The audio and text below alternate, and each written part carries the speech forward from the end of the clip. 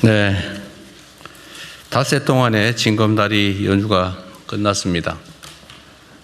다들 어제 어린이날은 봉사 잘 하셨나요? 네. 이 통일부 장관님만 봉사 잘 하시는 거예요. 네. 네, 국민 모두가 가족들과 함께 잠시나마 행복한 충전 시간을 가졌기를 바랍니다. 헌법 개정안에 대한 국회 표결이 내일 진행될 거라고 합니다. 1987년에 현행 헌법이 제정된 이후 대한민국이 정치, 경제, 사회 여러 측면에서 참으로 큰 변화를 겪었습니다. 그런데 헌법은 여전히 지난 40여 년 동안 제자리 걸음입니다. 보통 이렇게 표현하죠. 세상이 변했는데 덩치는 커졌는데 옷이 맞지 않는다. 그럼 옷을 좀 고칠 필요가 있지 않냐, 이런 얘기들을 합니다. 지금 헌법으로는 지금 현재 우리 대한민국 민주주의의 수준이나 국민의 삶의 상황 또 국가의 미래를 충분히 담보하기가 어렵습니다. 또 동시에 전면 개헌을 하기는 부담이 너무 큽니다. 또 정치적 이해관계가 엇갈리기 때문에 합의가 쉽지 않습니다. 그렇다고 다 미룰 것은 아니고 할 수 있는 만큼은 하자, 이런 실용적인 태도로 접근할 필요가 있습니다. 부분 개헌을 합의되는 만큼 순차적으로 해나가는 것이 현실적인 방법이다라는 생각이 듭니다. 예컨대 불법 계엄을 더 이상 못하게 하자, 국회 통제를 강화하자, 이거 어떤 국민이 반대하겠습니까? 그 반대하는 사람이 조금 있을 수는 있죠. 그 사람들은 불법 계엄 옹호론자라고 봐야 되지 않겠습니까?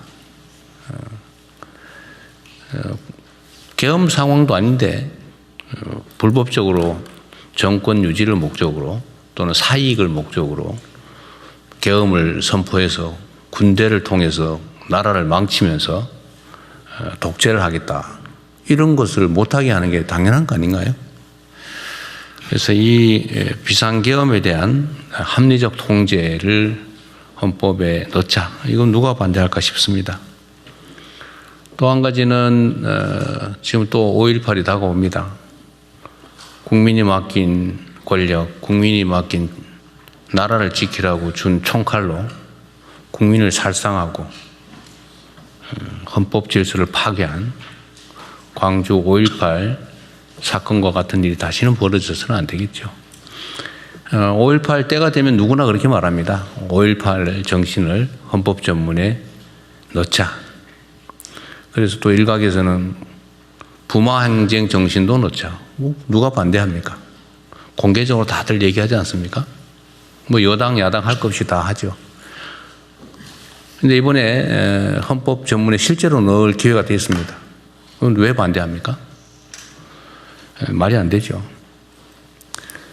지방자치를 강화하자, 모든 국민이 동의하는 일입니다. 반대할 이유가 없는 이 헌법 개정안에 표결이 내일 이루어집니다. 오랜만에 만들어진 기회인데 모든 국민이 동의하는 이 당연한, 그리고 모든 정치권들이 이때까지 이구동성으로 말해왔던 것들을 내일 실천했으면 좋겠습니다. 지방선거가 이제 다가옵니다. 선거라고 하는 것은 민주주의를 취하는 민주공화국에서 가장 중요한 절차죠. 헌법에 대한민국의 가장 고위 규범의 나라의 주인은 국민이다 라고 써 있습니다. 그러나 지리적 또는 뭐 여러 가지 사회적 여건 때문에 모두가 모여서 의사결정을 하기 어렵습니다. 그래서 대리인을 뽑아서 그 대리인들이 공동체 모두에 관한 일들을 하게 하는 것, 이게 선거제도 아니겠습니까? 그게 잘 뽑아야죠. 그러려면 이 선거권을 가지는, 선택권을 가진 우리 국민들께서 정확한 정보를 접할 수 있어야 됩니다. 그래서 국민들의 의견, 의사를 왜곡하기 위해서 가짜 정보를 유포한다든지 또는 의사결정을 방해한다든지 돈으로 매수한다든지 권력을 가지고 개혁을 한다든지 조작을 한다든지 이런 일이 절대 있어서는 안 됩니다. 그래서 선거인들이 자유롭게 선거에 관한 후보에 관한 정보를 수집하고 그 정보에 의해서 합리적인 판단을 할 수 있도록 하는 것은 정부의 가장 큰 책무라고 생각이 됩니다.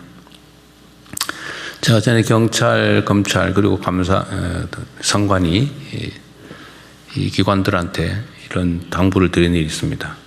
소위 3대 선거 범죄에 대해서는 신속하게 엄정하게 대응해야 된다.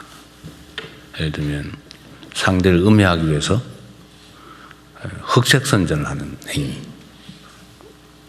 또는 금품을 살포해서 선거 질서를 어지럽히고 표를 매수하는 행위 또 하나는 공직자들의 선거 개입 행위죠. 이 범죄들에 대해서는 아주 과감하게 신속하게 엄정하게 대응하시기 바랍니다.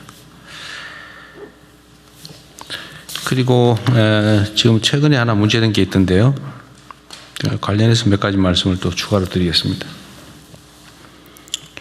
산림청 청장 나오셨어요?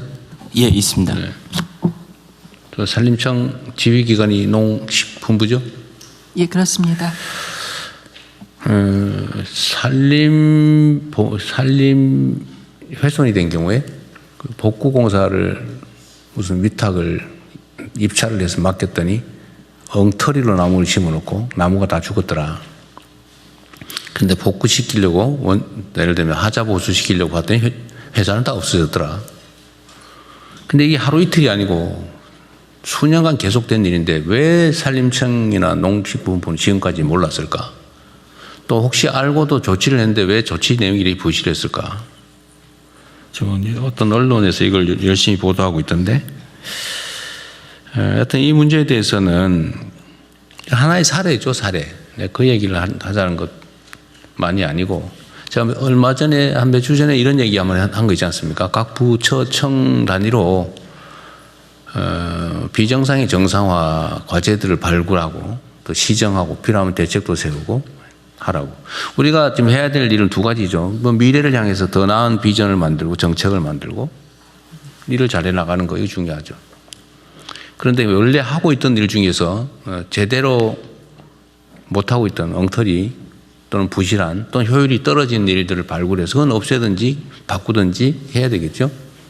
그래서 그런 과제들 그런 아이템들을 좀 발굴을 해라 라고 했는데 잘하고들 계시겠죠? 대답이 없어요 별로. 예, 국조실에서 예, 네. 국무일차장입니다. 네. 국조실에서 전부처 걸 받아서 지금 총괄 TF에서 점검을 하고 있습니다. 네, 다 이미 다 받았어요? 네, 그렇게 빨리 되기는 어려울 텐데요. 그거 쉽지 않습니다. 이게 전에도 한번 말씀드렸지만 똑같은 걸 보고도 발견을 못해요. 보고도 모른다니까요. 제가 전에 예를 한번 들었잖아요. 좁은 골목에 이렇게 화단 만들어가지고 거기다 배추 심어 먹고 대파 심고 가는데 그 보고도 그게 문제인 줄을 몰라요. 왜? 하도 오랫동안 그대로 계속됐으니까. 보고도 저건 원래 있던 거지. 그런데 이거 원래 잘못된 거죠. 오래 방치됐다는 이유로 거의 정상이 될 수는 없는 거죠. 근데 이거는 다른 시각을 가지 않으면 잘 안 보여요. 원래 있던 사람은 그냥 당연히 있던 거니까 정상으로 보이죠. 시각을 좀 바꿔야 된다. 예를 들면 문제의식을 가진 사람들의 의견을 듣든지 아니면 현장을 솔직히 실제로 가보든지 아니면 전부 다 모여서 한번 정말 다 우리가 좀 비판적 시각에서 우리가 하고 있는 일들의 문제를 한번 찾아보자고 해서 다 털어보든지 뭐 어떤 뭔가 이런 기존에 해왔던 것과 다른 노력을 하지 않으면 안 보입니다. 열심히 하는데 다 헛스윙이에요. 그렇게 되면 안 된다는 거죠. 그래서 이거 시간을 제가 아까 비서실장한테 6월 중순 정도까지 해보는데 어쨌든 한 달, 한 반 정도, 지금까지 한 달은 됐을 텐데요. 그 사이에 좀 색다른 시각으로 좀 찾아보세요. 그러니까 이 산림청관 같은 이런 일이 벌어지는 거예요. 이거 몇 년 동안 했는데 그건 넘어왔잖아요, 지금. 왜 그걸 언론이나 소위 비판적인 야당 국회의원들이 자료 수집을 요구를 해서야 비로소 발견합니까? 그 제가 처음에 내가 취임 초에 이런 얘기 했잖아요. 야당에게 고맙게 생각해라. 언론에게 고맙게 생각하자. 왜냐하면 우리가 못 보는 것도 찾아주거든요. 그 전에 제가 이 지시도 나는데 나중에 한번 점검할 겁니다. 그 야당이든지 언론이든지 시민단체든지 무슨 전문가든지 지적했던 것들이 어떻게 시정되고 있는지 그 하고 계시겠죠, 다들. 예, 언제 지적된 건 이런 게 있다. 이런 게 있는데 이건 이렇게 시정했다. 이런데 시정을 못하다. 아니면 지적이나 보도가 이런 게 오히려 문제가 있다. 이렇게 해서 정리를 해야죠. 그냥 적당히 넘어가면 안 되잖아요. 원래 국정감사나 이런 데서 지적된 것은 그 결과 보고를 국회에 하게 돼 있죠, 아마. 그러니까 나름대로 확인했을 겁니다. 근데 언론이나 민간에서 지적된 것 또는 민원의 형태로 제기된 거 이런 거를 체크했는지 잘 모르겠어요. 그래서 우리 막 정부에 연간 천수백만 건의 민원이 들어오잖아요. 그거 정말 보물창고 같은 겁니다. 그냥 귀찮아서 이렇게 하지만 뭔가 행정개혁을 하겠다, 좀 문제 있는 문제를 시정하겠다는 시각을 가진 사람 입장에서 그거 되게 고마운 거예요. 우리가 모르는 거 가르쳐 주잖아요. 우리가 존재하는 이유가 어쨌든 국민에게 더 나은 삶을 만들어주기 위한 거고 나라의 주인이 국민이라면서요. 꼭 국민이 이런 개별화되어 있긴 하지만 이런 문제가 있습니다 지적하면 그게 개인적 이익을 추구하는 행위라면 난 모르겠지만 상당수는 구조적인 문제란 말이에요. 그건 고맙죠. 그걸 뒤져보면 우리가 해야 될 일이 잔뜩 들어있어요. 얼마나 좋아 그게. 보물창고 같은 거라니까요. 그 민원이라고 하는 민원, 특히 집단 민원 이런 거 있잖아요. 저는 저한테 막 개인적으로 이거 문제입니다 그러고 보내주면 제가 가끔씩 메시지로 밤늦게 보내잖아요. 여러분들한테. 그거 고맙더라니까요. 지적해 주니까. 내가 모르는 거 가르쳐 주는 거잖아요. 기회죠, 기회. 어쨌든 그런 새로운 좀 시각으로 각자가 맡은 부처청이 맡고 있는 일들을 또 장관이나 이게 위원장이 다 알 수 없잖아요. 알 수 없으면 다시 또 차관이든 실국장이든 또 과장이든 밑으로 내려갈 텐데 그 사람들한테도 제가 하는 얘기를 똑같이 나누면서 생각도 바꿔서 일선 실무자들까지도 내가 맡고 있는 일 중에 이거는 이런 문제가 있어. 적당히 넘어갈 게 아니고. 그래서 가장 말단에서 실무자가 제일 중요해요. 실무자한테 말을 하게 해야지. 말을 들어야죠. 그런 기회들 좀 많이 가지세요. 그래야 나라 살림이 바뀌죠. 우리가 무슨 기존의 다른 공직자들이 하는 거와 다른 완전히 무슨 초능력을 가진 것도 아니고 뭔가 더 나은 세상을 어떻게 만들어요. 우리가 특출한 능력이 있어서가 아니란 말이에요. 초인이 아니잖아요. 그냥 평범한 사람들이잖아요. 근데 더 나은 상황을 만들 수 있어요. 이런 관심을 통해서. 그래서 각자가 맡고 있는 좀 비정상적인 또는 비효율적인 일들을 최대한 찾아내서 그걸 교정하는 거예요. 손발이 좀 바쁘겠죠. 콩알 모으듯이 하자. 획기적인 한 방은 없다. 작아 보이는 일들을 많이 하는 거, 열심히 하는 거. 이게 진짜 성과를 내는 일이고 이 큰 변화를 만드는 길입니다. 그래서 이거 비정상의 정상화라든지 비효율의 효율화 이런 문제는 오늘 산림청 사례를 계기로 한번 전면적으로 다시 점검하죠. 그리고 이거 대책을 만들 때 그 산림청도 내가 그 국무회의 방에 말씀하신 것도 다 봤는데 제일 중요한 것은 무슨 행정제재, 형사제재 여러 가지 있죠. 근데 행정제재는 이미 효과가 없잖아요. 아니 회사 새로 만들어가지고 벌떼 입찰하듯이 해가지고 한 다음에 회사 없애버리고 또 가서 딴 몽도 만들고 그 언론에서 보도 잘했던데 표를 만들어서 봤더니 이렇게 임원들 이런 거 쫙 표를 만들 수 있잖아요. 요즘은 그거 너무 쉽거든요. 그 표를 만들면 이게 똑같은 사람이 다니면서 하고 있는 거예요. 그 몇 명이 해, 몇 명이. 전에도 내가 경기도에 무슨 부동산 그 쪼개기 투기하는 거 있잖아요. 막 땅 사가지고 쪼개가지고 팔고 나 도망가고. 그것도 다 법인 뒤져가지고 다 해봤더니 똑같은 몇 사람이서 회사 만들어 쭉 하고 있더라고. 표 만드니까 몇 사람으로 쫙 집중이 돼요. 이거 언론들도 다 하는 걸 왜 정부 부처는 못 하겠어요?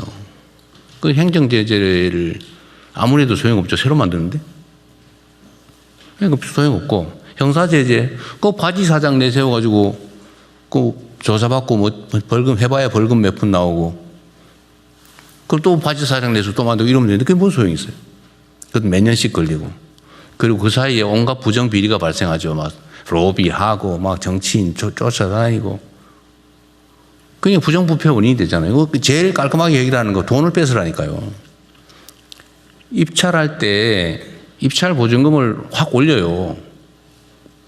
보증금을 확 올려가지고 낙찰된 회사를 다 뒤져요. 그 진짜 사무실이 있는지 직원이 있는지 페이퍼 컴퍼니인지 확인해가지고 만약 페이퍼 컴퍼니고 부정부패가 있는 기업이다 그러면 보증금 몰수한다고 해보세요. 그 누가 그 가짜 회사 만들어 입찰하겠어요? 경기도에도 입찰이 하도 뭐 많다, 뭐 수백 대 1 그러길래 이거 했더니 40%가 순식간에 줄어들더라고요.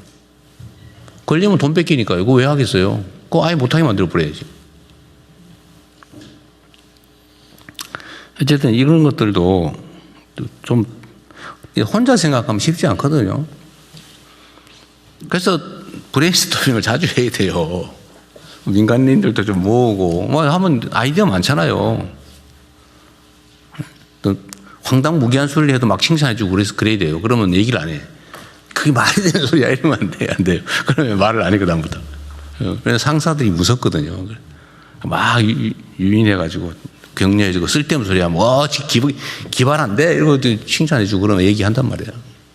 그런데 거기에 보석들이 들어있습니다. 하여튼 경제적인 손실이 되게 하면 아무도 안 해요. 왜? 다 돈 벌려고 하는 거니까.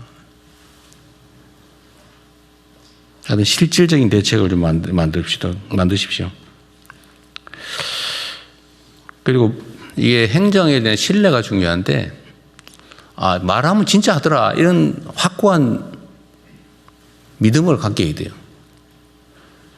말하고 흐지부지 하던데 이렇게 하면 영이 안 써요.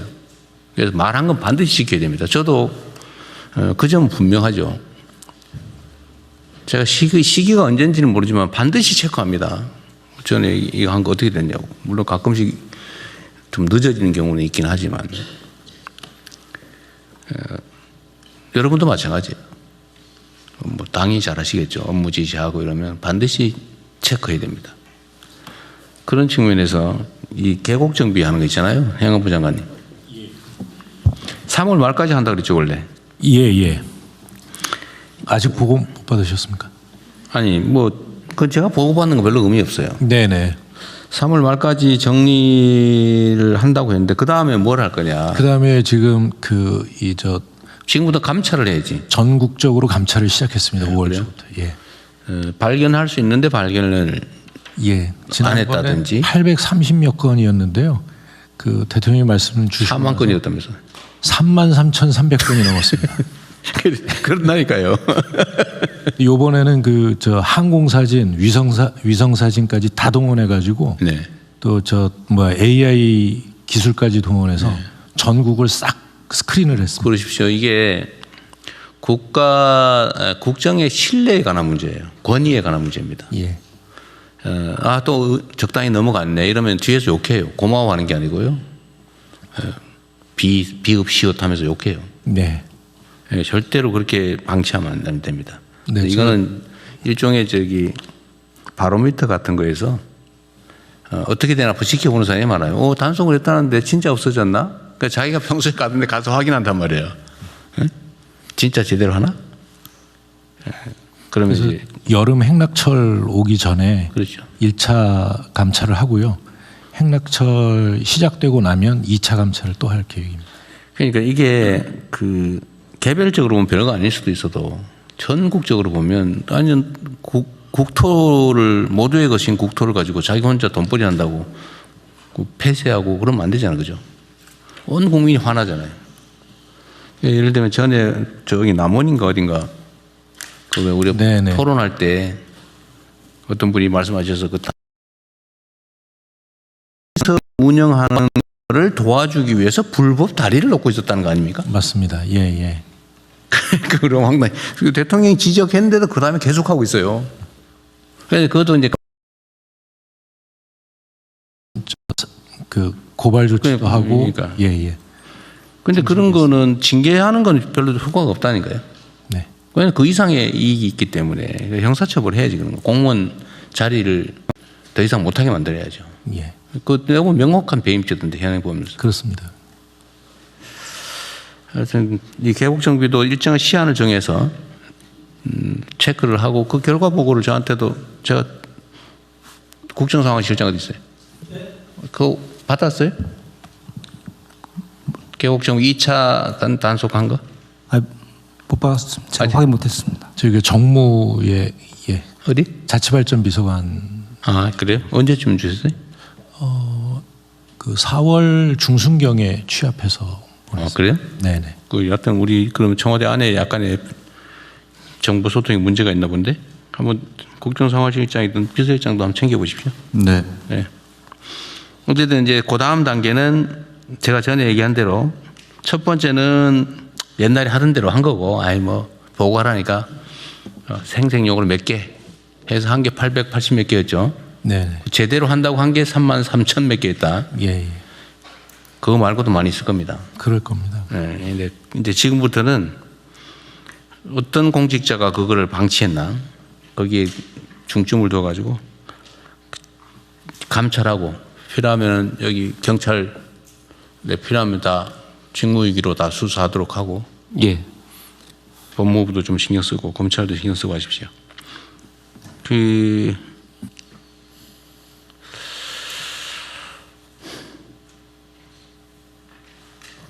그래서 이번 여름 전에 다 정비를 끝까지 하여튼 뭐 요거는 마지막 한 개 남을 때까지 네네. 행가부 장관께서 가끔씩 가보세요. 예, 저도 불시에 그 방문할 가보면- 점검을 할 계획이고. 가보면 있어요. 네네. 그리고 지금은 없어도 행락철 되면 또 만들겠죠. 장사할 욕심에 또 설치가 됩니다. 그다음에 즉시 철거는 하고 있어요. 그거 저기 개고장 올 여름에 보내고 올 가을에 철거하면은 내년에 다시 설치하고 그러잖아요. 예, 벌금 500만 내. 그거 못하게 바로 정비할 그냥- 수 있게. 그냥 시설만 철거하는 게 아니고요. 그 시설을 설치했던 데가 대부분이 뭐 이 평탄화 원상복구해야 되겠지. 그걸 완전히 재자연화하는 데까지 네. 목표로 하겠습니다. 그리고 협조적인 데는 지원을 하더라도 정비하는 걸 도와주도록 하시고요. 네네. 예. 무조건 단속 일변도가 아니라 좀 탈출할 수 있게 네네. 지방 정부하고 협력하고 필요하면 정부의 예산 지원을 좀 해줘도 좋은데 뭐 탐방로 정비하고 같은 거- 정상적으로 사는 거는 예. 적극적으로 지원해 주도록 하십시오. 네, 그렇게 하겠습니다. 어쨌든 우리가 국정을 맡은 지가 이제 1년이 거의 다 돼 가는데 그동안 다들 열심히 잘해 주셨어요. 잘해 주셨는데 이게 이제 또 1년 정도가 지나면서 이게 또 관성화 되는 경우도 있죠. 그러지 않도록 좀 각별히 유념해 주시기 바랍니다. 이제 우리한테는 별로 중요하지 않은 여러 가지 정말 엄청난 일들 중에 부수적인 작은 일처럼 보여도 이 작은 일들에 그 인생이 달려 있는 국민들이 수백, 수천, 수만, 수십만씩 있어요. 우리는 별거 아니지만 여러분들이 하는 일. 민원 각별히 챙기시고 얘기 나온 김에 지금 민원 처리 방안에 대해서는 종합적인 대책들을 좀 강구는 하고 있나요? 민원이 없는 부처가 없을 텐데 하여튼 민원을 이거 귀찮은 거 막 처리해야 되는 거 이렇게 생각하지 말고 우리가 해야 될 일을 알려주는 고마운 당사자다. 그리고 우리가 해야 되는 국정의 상대다. 실제 그렇게 생각해 줘야 됩니다. 그래서 제 임기가 끝나는 때쯤에는 민원이 절반으로 3분의 1로 줄었다. 이렇게 얘기할 수 있어야죠. 반복 민원들은 설명을 하든지 해결을 하든지 둘 중에 하나 해야죠. 방치하지 말고. 평생 민원 때문에 쫓아다니는 그런 사람들 많아요. 그 정부가 불친절해서 그렇다니까요. 시간 충분히 내고 설명 설득하고 안 되면 뭐 다른 수를 내더라도 이렇게 끝내야지. 그 되지도 않을 또는 억울한 민원 가지고 평생 쫓아다니고 그렇게 하면 되겠습니까? 그런 사람이 내가 보기 수십만이 넘을 거야 아마. 더 나은 대한민국을 원하신다면 구독과 좋아요 부탁드립니다.